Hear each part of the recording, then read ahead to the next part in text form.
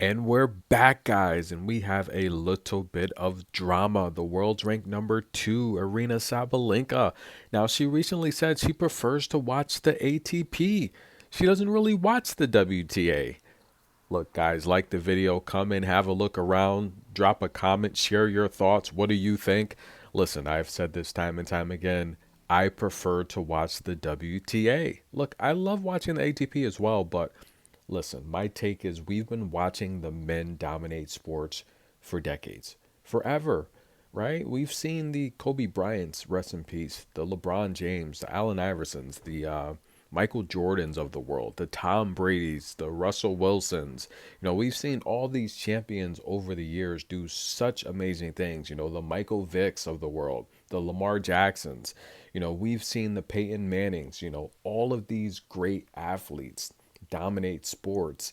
And I feel the women have next, right? We're finally seeing, and look, thanks to channels like this that bring you these amazing matches and cover these talented females, we're finally seeing that the females can put on a show. They're very talented, they're very entertaining. Now, Sabalenka said, look, she prefers the ATP and she would quickly do a double take. She would say she doesn't want to hurt the WTA, you know, but she prefers to watch the ATP. Now, what about Iga Swiatek? We recently saw Iga Swiatek take out Sabalenka in Madrid, preventing, that's right, the two-time title defense. And we saw Aryna Sabalenka blow 3 match points. Now, Iga Swiatek would get a bit interesting with what she said in contrast to Sabalenka's comments. Now, in terms of Iga Swiatek, guys, we all know she hasn't necessarily had the best relationship with Sabalenka. And I look at, maybe this has changed, but the last time I checked, she doesn't follow Sabalenka on social media. We know Iga's comments in the past. She did come out and say, look, she made a mistake, but she was very vocal on the war between, Russia and Ukraine. Iga Swiatek spoke out and said she feels that the Russian and Belarus players should be banned. They should not be able to play. But we do know she is a bit cordial and somewhat friendly with Dasha Kina, so I'm not sure where that would fit in. But Iga would come to the defense of the WTA, and look, I'm with her on this topic. She would mention that there's a lot of amazing, talented ladies, and the world needs to see what they have to offer. And I agree with Iga. She is the world number one, and we all know her idol is Nadal. And listen, I've said this in the past. I think Novak's the greatest male tennis player of all time, then Roger, then Rafa. But in terms of the male game, this is why I bring you the females game. And look, and we can go back and forth on this topic here, but I've said this in the past. Some people think, and I'm going to talk about the slams in particular. Some people think that, you know, playing the longer style match in terms of the ATP when it comes to Grand Slams, it gives you more value for your dollar. But have you guys ever tried to sit through? Let's look at someone like maybe an Andy Murray or a Carlos Alcaraz. Have you ever? Did you guys see that match with Andy Murray and Tiafo? Where I don't know, let's say maybe 2 3 years ago. I might pull it up in the archives. I have tons of clips from that match. You had three you had three tie breaks in that match, right? And I told you Tiafo won the match. He ended up winning the match as the underdog. 3 sets, three tie breaks. The match was what, 4 hours. You take a look at Tiafoe's and Murray's benches, and by the way, Tiafo and Murray, they have the messiest benches, by the way, of all the players on the ATP. Literally, there's like 20 water bottles on each bench. It's hilarious. But we're talking about a 4 hour match. Let's look at Carlos Alcaraz a couple years ago, U.S. Open. This guy's playing to like nearly 3 a.m. in the morning, 4 or 5 hour matches, right? Have you guys ever sat through one of those matches? No, you haven't, and you wouldn't want to. So when we take a look at the female game, where most of the matches are over 90 minutes, that could be considered a positive thing. A lot of players that compare the two sports consider it a negative. I don't think so, guys. I don't want to sit through a 5 hour, 4 hour tennis match. There's much more things I could be doing with my time. I would rather watch the WTA where you could watch two matches or maybe three matches in that time span. And I think that's more for your dollar. But nonetheless, I think the male matches, I think they're too long. I think they're way too long for one. And we've seen Carlos and Novak and Rafa do these amazing things all throughout the years. Roger, right? The greatest male grass player of all time, the Wimbledon champion, just put his name every year on the tournament when he was playing. But the reality here is a lot of people consider it more value for your dollar when the males play. I don't think so. I think sometimes the matches are way too long, and to sit through those matches, especially live, it's almost has a counter effect to where you're like, look, I don't even want to go. It's going to take forever. But nonetheless, I do think that the males put on an amazing show time and time again. I do think it's entertaining, but I do think seeing these ladies like Iga Swiatek, Coco Gauff, by the way. Now, Coco joined this discussion as well. Coco said she grew up watching her idols, Venus and Serena, play. She said she rarely watched the men play, but she said when she started watching the men play, she started watching the big three, Rafa, Novak, Roger. And she said, aside from the big three, she primarily watched females tennis. She said now as an adult, she still primarily watches female tennis because, look, she's scouting players. She loves the female game. She supports it. But she also spends a little bit more time now watching the males play. But she said she watches the female play a lot more. So I do think, me personally, the amazing athletes like Iga, Coco, Sabalenka, Rybakina, Pegula, right? Ons, name them all. We're seeing these ladies, especially me, with all the tennis I watch, put on amazing performances night in and night out. And I don't think the rest of the world is aware of all of these matches and all these amazing shots and plays that's happening, right? I don't think the world's aware of all this exciting tennis. I'm aware because I have the photos. I cover the matches, right? What, nearly 6,000 videos here on YouTube, guys. Please like the videos. But matter of fact, if you're listening to this right now, go through all the videos and drop a like, drop a heart. Say something positive, right? It's all about the good energy, right? Because that's what we want to bring to the world. We want to give these ladies their flowers. And we're going to cover these stories here and there, but it's fair use criticism, right? And you can join the discussion, give your thoughts. But I think the world needs to see how talented these athletes are because a lot of these matches, look, I talked about the attendance in the past. A lot of times, unless it's Iga and Coco and Rybakina and Sabalenka, a lot of these stadiums are empty, you know. And I've said this jokingly in the past. A lot of these ladies couldn't sell out the local tennis club, and that's a joke because a lot of times I don't feel. And Rybakina said this. She said she thinks they're moving backwards versus forward. I think advertising and marketing, they need to do a better job bringing the females game to the forefront. We've seen recently with the WNBA, and I've been supporting the WNBA also. I should probably have a WNBA channel. I've been supporting the WNBA for so long. My goal was to be a part owner, minority owner in one of these WNBA teams. And, that's something I'm still working towards because, again, I feel that, and you're seeing, look, what Caitlin Clark, she's bringing a lot of popularity and notoriety to the game. She's putting those NBA games on more television screens as well as the Reese girl from LSU. She's actually the most popular female basketball player right now in terms of like social media. So she's really big. She won a championship with LSU. So we're seeing the women finally start to get their due, and it's taken a long time, but again, I feel the WTA, the marketing, the advertising has to be a little bit better. I think they need to lower ticket prices. The ticket prices are way too expensive. If I travel with someone, whether it's sometimes I'll go to the matches with a friend, sometimes I'll go with my girlfriend. We go to the matches and if we have to catch a flight to the match, hotel, transportation, and for example, some of these tennis matches, you go to like the U.S. Open, these tickets are like $300-400. I used to go years ago, and they were very cheap. But again, with inflation and everything going on, you're not going to spend a week in New York without spending several thousands of dollars. So I do think the marketing and advertising need to realize that if these seats are not sold, you need to adjust to the market and lower these prices. And look, if you're going to have these arenas empty, excuse me, just let people in for free. At least you'll make money from concessions, because a lot of times there's wasted food that gets scrapped and discarded. So they're losing money in different areas, but I feel marketing's got to do a better job with the prices. We went to Cancun and those prices were really expensive. And, there wasn't a match that was sold out there.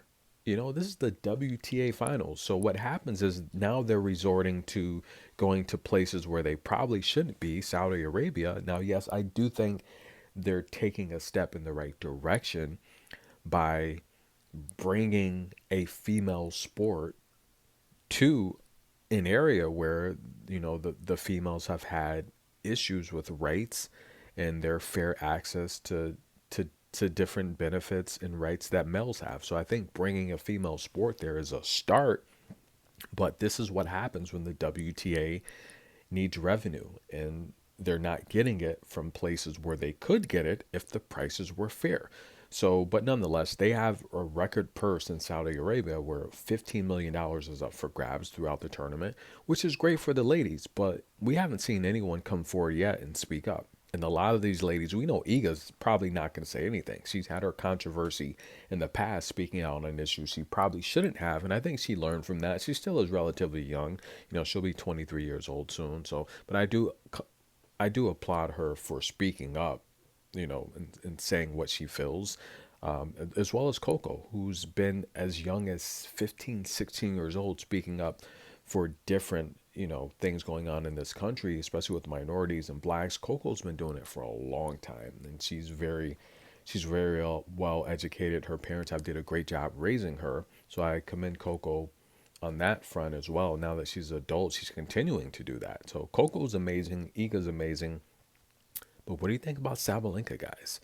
She prefers the ATP. Now, Iga and Coco primarily said, yeah, the WTA, what the ladies are doing is amazing, and they primarily watch the WTA. But in terms of Sabalenka, guys, this could be why she's so dominant and aggressive.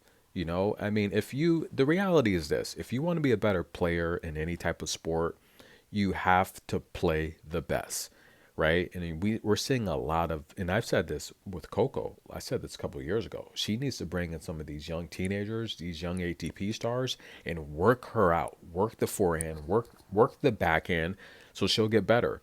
And she did that last year. Coming into last season, I said that. Not this season, the previous season. I said, ooh, what's that? Something fell off of my desk here. I'm in the studio. So I said she needs to bring in some of these young hitters and work her out. And what happened? She ended up winning DC, Cincinnati, Auckland, and she ended up winning the U.S. Open, right? So yeah, you do have, and we're seeing a lot of WNBA players do that as well. Even in MMA, they're practicing with guys, but the WNBA players, look at Dawn Staley, who's been one of my favorite ball players. She works her female team out with male players, male basketball players. So that's how they get prepared. So yes, I can see why Sabalenka prefers the ATP. It's probably making her a better player. And Iga touched on that topic as well. She said, "Look, there's no secret. If we practice with men or if we play against men, we have no chance." And Serena Williams said this best in an interview one time on late night television. Serena said, if she played any male, if he could be ranked outside the top 100. If she played any male, she would probably not even win a service game. So yes, there is a big difference between the male and the female sport. And the male attraction is huge, right? They're constantly selling out stadiums and arenas. We know that. But again, it's a bigger organization. And I think Patrick said this best. The WTA and the ATP, they're two different organizations. The ATP has had far more funding throughout the years. What Serena and Venus did for the sport is amazing, right? But their time is over. They brought the sport as far as they could take it. And right now, in this digital age, this social media age, channels like this are carrying that torch that Venus and Serena brought, and we're bringing this sport. I mean, every month I reach over 100,000 people, and I thank you guys for all the love and support, all the people that come back. And again, like the video, guys, show some love, hit the super thanks. But every month I reach over, I'm sorry, every week I reach over 100,000 households with my videos. And again, a lot of my videos, I have so many people go back, and it's like they like the old videos, they watch them, so they're constantly watching something on the channel, and I do appreciate that. And every video, every day, we are bringing the sport to more locations throughout the world, and my duty is to let people know how amazing these ladies are. And I feel in my heart that within the next 3 to 5 years, the WTA is going to be back on mainstream television. And if not, it's going to be at another level than what it is now. And I do feel that eventually when Coco hits number one, because she's so popular, Coco's by far the most popular player on tour, and she's the highest earner on tour, especially with all the endorsements what she makes. I think the sport's going to go to another level. And I do feel within the next few years, the WTA will take off. Now, we're seeing them kind of do that overseas by going to Cancun. They're going to Saudi Arabia. I think, correct me if I'm wrong, they committed there for the next at least 2 to 3 years, right? I want to say two. It could be three. And Iga talked about that last year before going to Cancun. Iga said, she wants the WTA to commit to one location for 3 years, kind of like the males do to kind of build the sport. And I know they used to do it in before in China and Australia. The WTA finals would be in a central location. I do think it's good, but it's a shame it's not going to be in North America. And I went to the WTA finals in Texas and Cancun. It's in North America. I'm definitely going to go. But Saudi Arabia, I mean, I don't know if I'll be going there. I don't know. Maybe next year. I don't know. It's still up for grabs. But again, I personally feel that the ATP, it's an amazing organization, and I do watch the ATP. I watch it every day, without a doubt, but I do watch the WTA more because I feel that there's a lot we haven't seen as fans that the ladies can do. And I do feel like for example, you see Carlos Alcaraz chase down a drop shot from the baseline, hit these amazing down the line winners, these drop shots, these slices. You see Tiafo, Gael Monfils, Bunjo Contelevu. You see Gael do all these things. Novak, you see, Stefanos put on, this amazing just display of just forehands down the line, Yannick as well. But how many people can say they've seen Coco fall down on the baseline and get up and return a drop shot? Clara Buell do the same thing. Jasmine Polini coming forward with her speed, blasting winners. Donna Vekic, Danielle Collins with that insane backhand. Aryna Sabalenka with her 1-2 punch. Iga Swiatek with her short rally winners. Her dominance over the years. Elena Rybakina, Alicia Parks blasts off 18 aces in a match. These ladies are doing some amazing things. And I feel a lot of people, they're not aware of it. So I love to bring you these matches. And I love to bring you players outside the top 100 as well to let you know about them, because they're all talented. So what do you guys think? Do you prefer the ATP or the WTA? Now, that's a trick question, because if you're here, you probably prefer the WTA. But I have seen a lot of the subscribers and fans that come here say, they do watch the ATP just as much. With me personally, I watch the ATP every day, but I would say it's probably an 80-20 ratio. 80%, guys. I'm always at 80%. I watch the WTA at least 80% of the time, 20% of the ATP. What's your ratio, guys? Comment below. What do you think about Sabalenka's thoughts? I agree with Iga and Coco. Look, for me, it's all about the WTA.